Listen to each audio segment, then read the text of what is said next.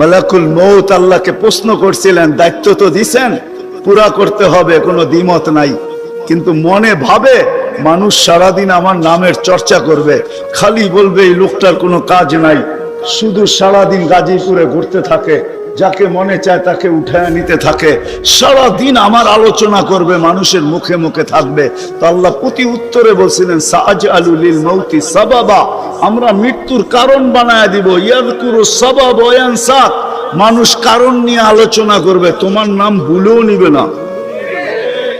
এখন নাম নিতেছে ডেঙ্গু, কয়েকদিন আগে নাম নিছে করোনা, কখনো নাম নেয় স্ট্রোক করছে, এটা সেটা, একটা কারণও আছে। শুধু নবীজির দিকে তাকায় এই উম্মতের জন্য আল্লাহ এটা করছেন, এই উম্মতের জন্য। এই উম্মতকে আল্লাহ আখিরাতে শাস্তি দিতে চান না।